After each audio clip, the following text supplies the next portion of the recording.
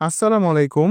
আজকে আমরা দেখাবো কিভাবে আরডিনো ব্যবহার করে একটি স্মার্ট লাইট সিস্টেম বানানো যায়, যেখানে অন্ধকার হলে অটোমেটিক লাইট চালু হবে আর আলো থাকলে নিজে থেকেই লাইট বন্ধ হয়ে যাবে।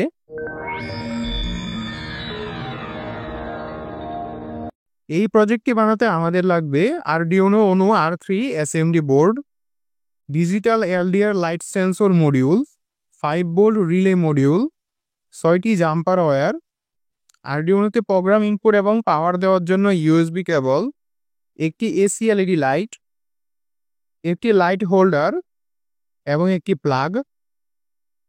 প্রথমে আমরা আরডিনোতে প্রোগ্রাম আপলোড করে নেব।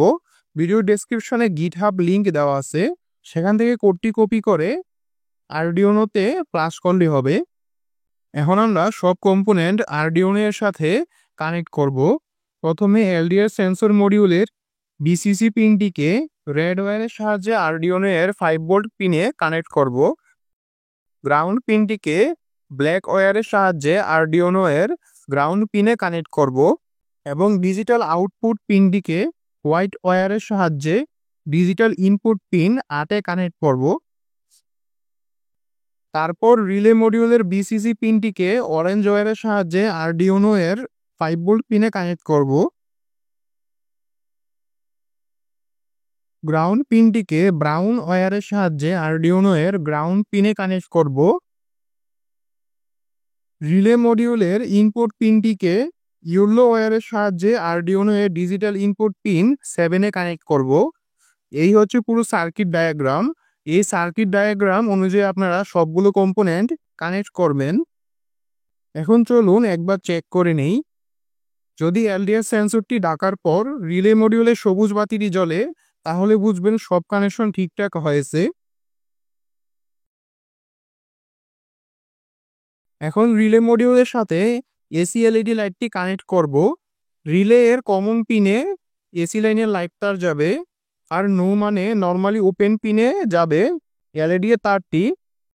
খুবই গুরুত্বপূর্ণ একটি কথা, এসি সংযোগ দেওয়ার সময় অবশ্যই বিদ্যুৎ সংযোগ বন্ধ রাখবেন। এখন যদি আমরা দেখি এটি ঠিকমতো কাজ করছে। যদি আপনাদের প্রজেক্ট ঠিকমতো কাজ না করে, তাহলে সেন্সরের উপরে থাকা পটেনশিওমিটার ঘুরিয়ে সেন্সিটিভিটি বাড়িয়ে কমিয়ে দেখতে পারেন।